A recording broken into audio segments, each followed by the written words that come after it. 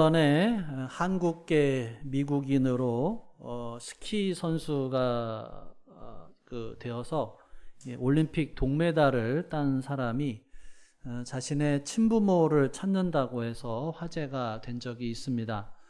내가 예전에 한국에서 태어나서 어렸을 때 미국으로 입양이 됐는데 나의 진짜 부모를 찾는다라고 하니까 수십 명의 사람들이 내가 아버지다라고 나타났다라고 그래요.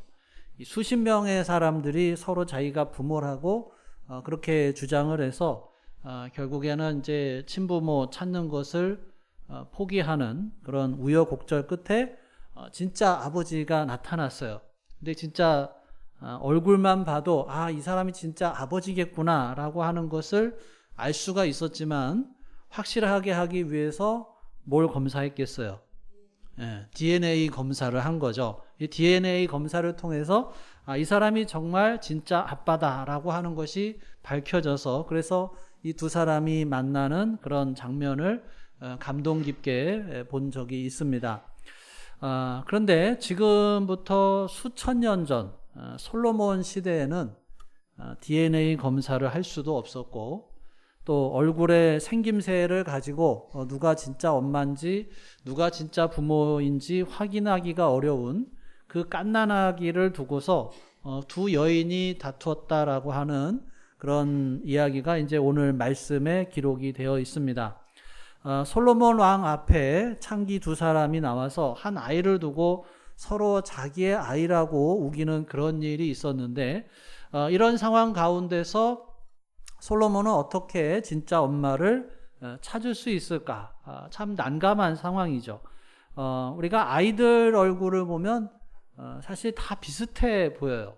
뭐 누가 아기 낳았다 그래서 이렇게 사진을 보면 뭐 잘 보이는 사람은 그거 모르겠는데 그래서 뭐 엄마를 닮았네, 아빠를 닮았네 그러는데 제가 보기에는 그냥 다 아기들은 다 거기서 거기인 것 같아요.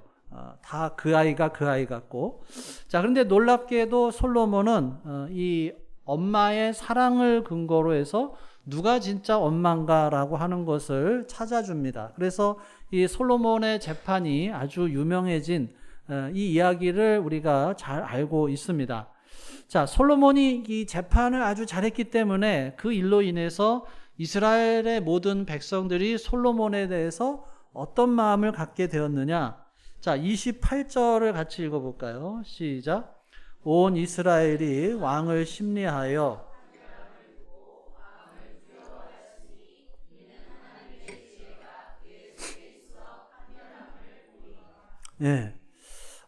그 이전에는 솔로몬이 왕이 되긴 했는데 사람들의 마음 가운데는 이 왕으로 인정하지 않는 그런 마음들이 있었을 거예요.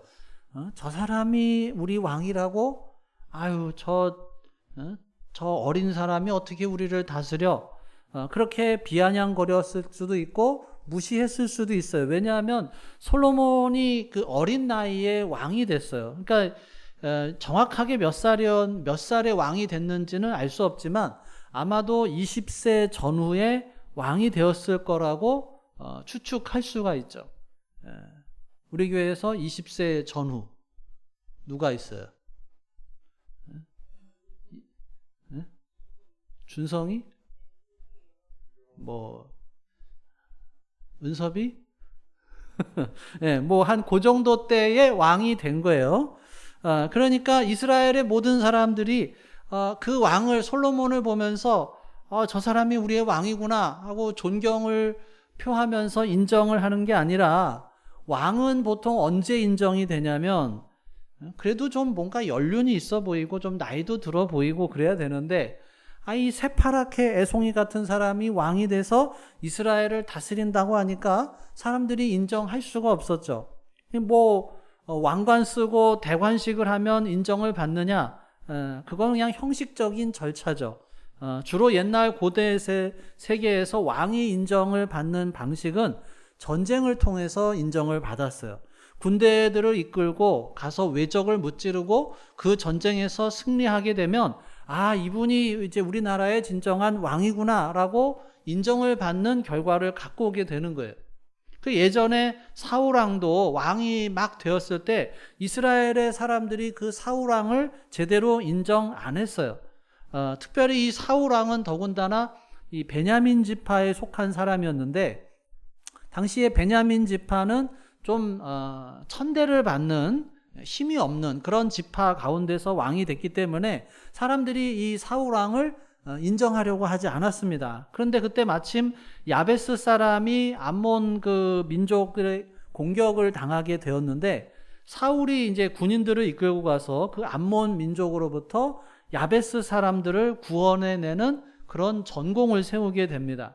그러니까 그제서야 비로소 사람들이 사울이 우리의 왕이다라고 인정을 하게 된 거죠. 다윗 왕도 마찬가지예요. 다윗 왕도 여러 전쟁을 통해서 골리앗을 무찌르고 블레셋 사람들을 무찌르고 수많은 전투를 통해서 다윗이 우리의 진정한 왕이다라고 하는 사실을 인정하게 된 거예요. 자, 그런데 솔로몬 시대에는 전쟁이 없었죠. 그때 솔로몬의 나라가 강대국이었고 또 아무런 전쟁이 없는 그런 시기였기 때문에 솔로몬이 그러면 어떻게 사람들의 마음으로부터 우러나는 왕이 될 수 있었는가? 이런 재판을 슬기롭고 지혜롭게 판결을 해서 그때서야 비로소 모든 백성들이 솔로몬을 왕으로 인정하고 그를 두려워하게 되었다라고 하는 것이 이제 오늘 28절의 말씀이에요. 자, 그래서 두 여인이 왕에게 나와서 서로 자기 아이라고 주장하는 이 사건을 어떻게 해결을 했는가?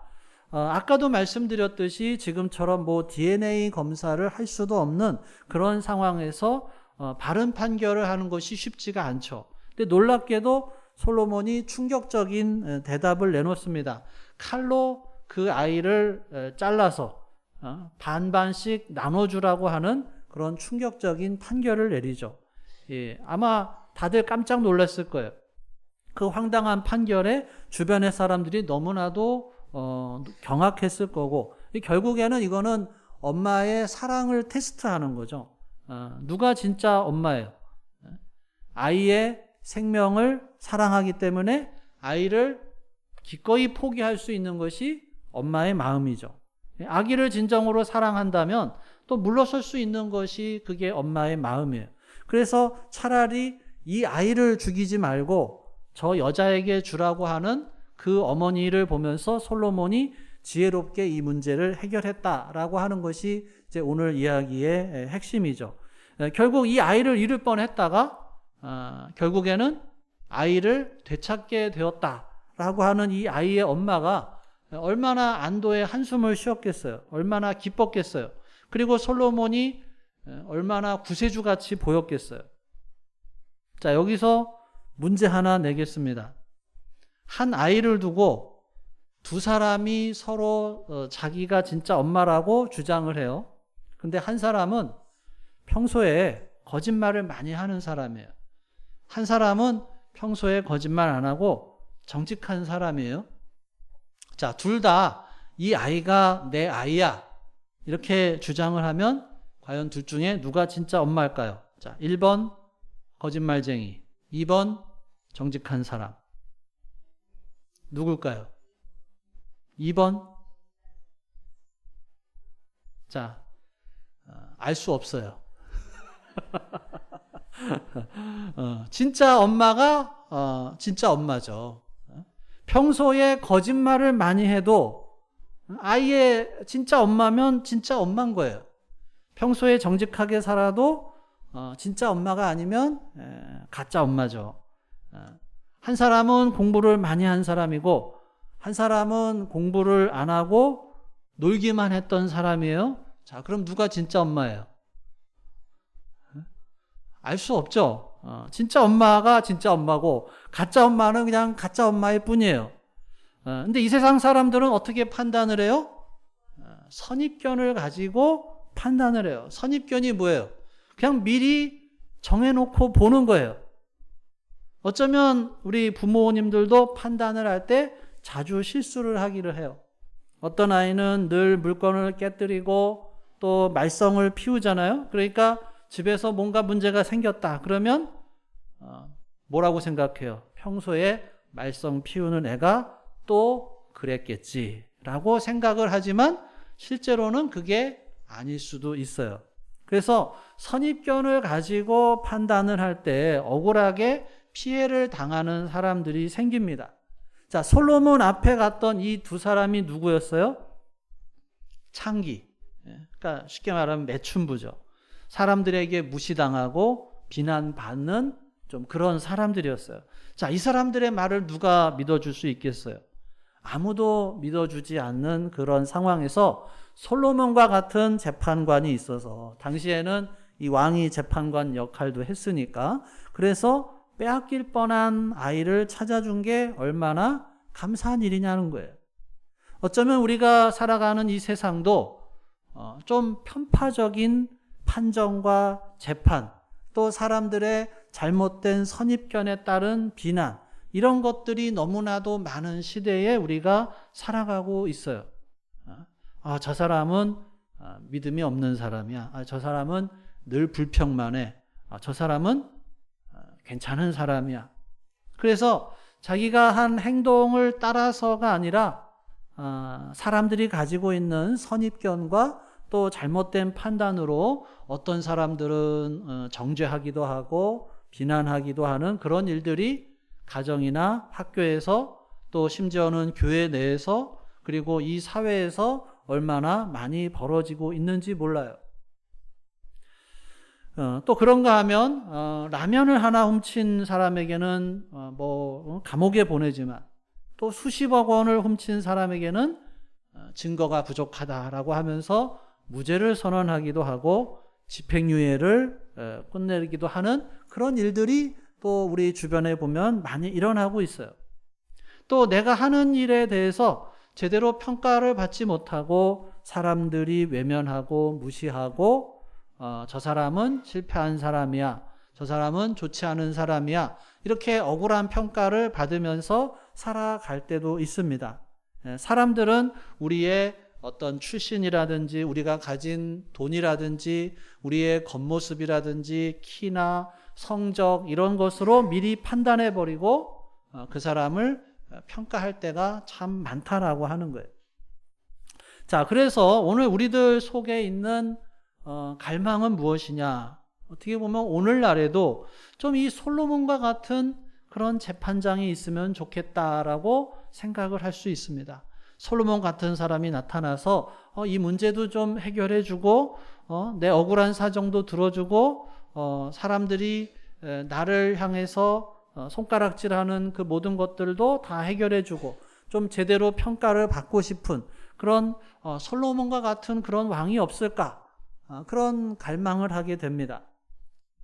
근데 여러분 알고 계시나요? 바로 우리 주님께서 재판장이다라고 하는 사실을 알고 있느냐라고 하는 거예요. 시편 7편 11절에 보면 하나님은 의로우신 재판장이시니 매일 분노하시는 하나님이시로다라고 말씀하고 있습니다. 하나님께서 의로운 재판장이 되어주셔서 공의에 따라서 판결을 하시고 선입견에 따라서 그 사람이 가진 재산을 따라서 그 사람의 어떤 사회적 신분을 따라서 판단하는 게 아니라 우리의 심령을 꿰뚫어 보시고 우리가 하나님 앞에서 어떻게 행하고 있는가를 바로 판단하시는 그 하나님께서 우리의 참된 재판장이 되신다라고 하는 것입니다. 솔로몬을 능가하는 정말 진정한 재판장이다라고 하는 것을 기억하면서 오늘 저와 여러분들이 하나님 앞에 나아가서 주님께서 판결해 주시는 그런 은혜로운 판결을 받을 수 있기를 간절히 바랍니다. 자, 하나님은 어떤 하나님이시냐? 솔로몬을 능가하시는 재판관이시죠? 솔로몬은 이스라엘에게 좋은 왕이었을까요? 사실 좋은 왕은 아니었어요. 재판을 멋있게 잘했죠. 그래서 솔로몬의 명성이 아주 높아졌고 많은 사람들이 두려워하고 그 솔로몬에 대해서 박수를 치기 시작하고 세계 각국의 모든 왕들이 솔로몬을 찾아와서 솔로몬의 지혜를 배우기를 원했고 솔로몬에게서 많은 것을 배우기를 원했는데 우리가 이 열왕기상의 말씀을 계속 읽어가다 보면은 솔로몬의 잘못된 모습들이 이제 하나 둘씩 나오는 것을 발견하게 될 거예요. 그래서 솔로몬은 아주 재판을 잘했지만 인간 솔로몬은 완벽한 존재가 아니라 잘못된 판결을 할 때가 있고 자신의 문제에 있어서 잘못된 결정을 하는 그런 어리석은 모습을 보여줄 수밖에 없었다라고 하는 거예요. 그런데 여러분, 우리 주님은 어떤 주님이시냐라고 하는 거예요. 의로우신 재판장이실 뿐만 아니라 사랑이 많으신 재판장이시다라고 하는 것입니다. 한 번은 예수님 앞에 어떤 간음하다가 잡힌 여인이 끌려왔어요. 사람들이 손에 돌을 하나씩 들고서 예수님을 향해서 말합니다. 선생님, 율법에 의하면 간음하다가 잡힌 이 여인은 돌로 치라고 했는데 선생님 판결을 내려주세요. 돌로 내려치면 죽는 거죠. 그래서 그런 상황 가운데서 우리 주님께서 어떤 판결을 내려요? 너희 가운데 죄 없는 자가 돌로 쳐라. 그동안 나는 괜찮은 사람인 줄 알았는데 예수님의 진리의 빛이 그들의 심령 가운데 비치게 되니까 마치 방 안에 깨끗한 방인 것처럼 보였는데 한 줄기 햇볕이 그 방 안에 쏟아지면 뭐가 보여요? 먼지가 가득 차 있는 것이 눈에 보이는 것처럼 예수님께서 그들의 마음에 빛을 비추니까 그들 마음에 들어가 있는 죄악들이 드러나게 되고 결국 그들은 돌을 들어서 그 여인을 칠 수가 없었고 그냥 돌을 내려놓고 돌아갈 수밖에 없었던 그런 이야기가 요한복음 8장에 기록이 되어 있습니다. 그리고 주님께서 또 뭐라고 그러셔요? 나도 너를 정죄하지 않겠다라고 말씀을 하십니다. 사람들은 죽여야 될 이유를 찾았는데 예수님께서는 살려야 될 이유를 찾으셨다라고 하는 거예요. 그리고 그 죄를 예수님께서 짊어지시고 십자가 위에서 우리의 죄를 다 씻어주시고 구원해 주시는 놀라운 은혜를 베풀어 주신 줄로 믿습니다. 그 예수님은 어떤 재판장이시냐? 무정하게 아주 잔인하게 재판해버리고 그냥 끝낸 것이 아니라 그 죄인들을 향해서 그 죄인들의 죄를 자신에게 뒤집어 씌우고 대신 십자가에 매달려 죽으심으로 말미암아 구원해 주시고 우리에게 해방을 선포하시는 은혜로운 사랑이 많으신 재판장인 줄 믿을 수 있기를 간절히 바랍니다. 만약에 우리 주님께서 의로우신 재판장이시다라고 하면 우리는 어떻게 살아야 할까요? 하나님께서 의로우신 재판장이시다라고 하는 사실을 믿고 우리는 억울한 일을 당해도 괴로워하거나 분노할 것이 아니라 우리가 살아가는 동안에 엄청나게 억울한 일이 많을 수 있죠. 부모님으로 받는 억울함도 있을 수 있고 친구로부터 선생님으로부터 억울한 일을 당할 수가 있죠. 또 사람들이 나를 향해서 손가락질하는 그런 부당한 이야기들이 들릴 수도 있어요. 그때 괴로워할 것이 아니라 그 옛날 창기들이 솔로몬 앞에 나아가서 자신들의 문제를 해결해 달라고 했던 것처럼 오늘 저와 여러분들도 하나님 앞에 나아가서 하나님 해결해 주십시오. 하나님 나의 억울한 문제를 해결해 주십시오. 기도하며 나아가는 가운데 하나님께서 우리의 눈에서 눈물을 닦아주시고 위로를 베풀어 주시는 그 놀라운 은혜가 있기를 주님의 이름으로 축원합니다. 뿐만 아니라 우리는 하나님이 의로우신 재판장이다라고 하는 사실을 알게 될 때 우리가 성실하게 살아야 하는 것이죠. 사도 바울은 하나님 앞에서 성실하게 살았어요. 그래서 디모데후서 4장 7절, 8절 말씀에 보면 그런 말씀이 있죠. 나는 선한 싸움을 싸우고 나의 달려갈 길을 마치고 믿음을 지켰으니. 그 다음에 8절 우리 주보에 있죠. 이번 주 하가다 말씀이에요. 같이 읽어볼까요? 이제 후로는 나를 위하여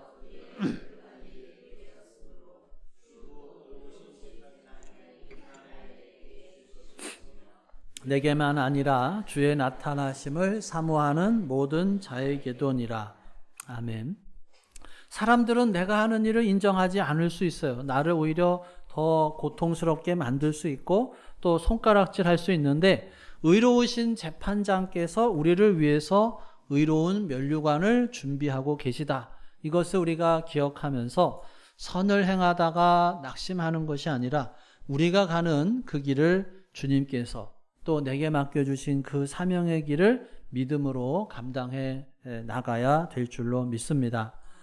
또한 우리가 만약에 죄악 가운데 거하고 있다. 그러면 지금 심판이 없는 것 같다 해서 계속 악한 일을 하면서 살아가는 것이 아니죠. 하나님께서 원하시는 그 마음을 외면하는 것이 아니라 하나님의 말씀에 따라 순종하며 믿음으로 걸어가는 귀하고 복된 하나님의 자녀들이 다 될 수 있기를 주님의 이름으로 축원합니다. 기도하겠습니다. 이 시간 오늘 주신 말씀을 다시 되새겨 보기를 원합니다. 솔로몬의 지혜로운 재판을 통해서 진정한 재판장이신 하나님 앞에 서기를 원합니다. 혹시 나는 누군가를 선입견으로 판단하고 있지는 않은지, 겉모습으로 또 과거의 실수로 그 사람을 정죄하고 있지는 않은지, 또 억울한 일이 있는지, 부당한 평가를 받고 있는지, 또 우리가 바울처럼 선한 싸움을 싸우고 있는지, 아니면 또 알아주지 않는다고 낙심하고 있지는 않은지, 오늘 주신 말씀들을 우리가 생각하면서 예수님께서 우리의 죄를 대신 지시고 십자가에서 죽으셨는데 그 사랑 앞에서 무엇을 결단하며 나아갈지 이 시간 조용히 주님께 결단하며 나아가는 결단의 기도를 드리겠습니다.